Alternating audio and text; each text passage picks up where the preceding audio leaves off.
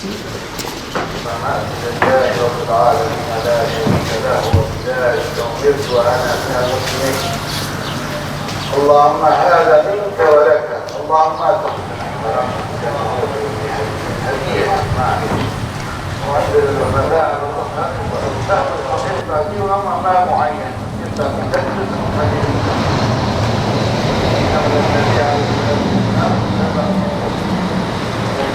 verdiği nimetleri ile ellerinden alınan Müslümanlar haline geldi. Ama eskiden öyle değildi.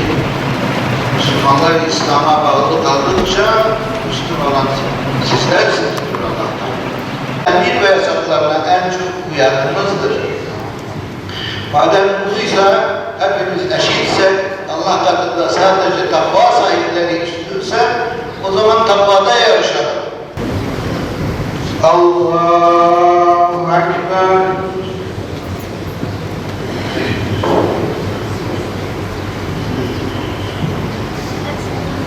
Allahu Ekber. Allahu Ekber. Allahu Ekber.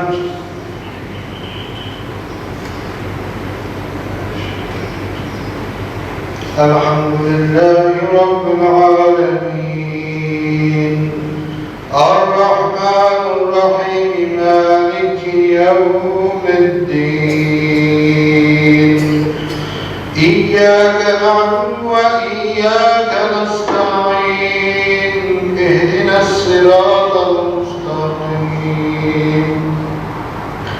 Sirâtallezîne en'amte aleyhim gayril mağdûbi aleyhim veleddâllîn.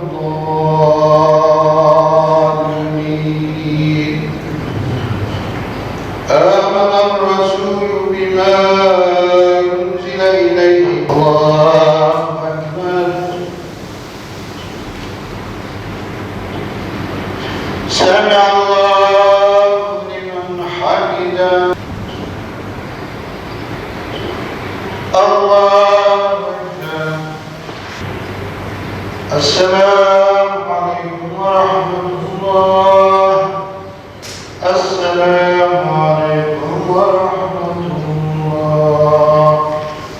Allahu Ekber. Allahu Ekber.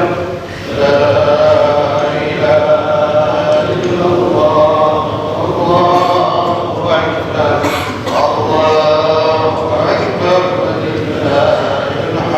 Kurban Bayramı Allah'a yaklaşma sevincimiz.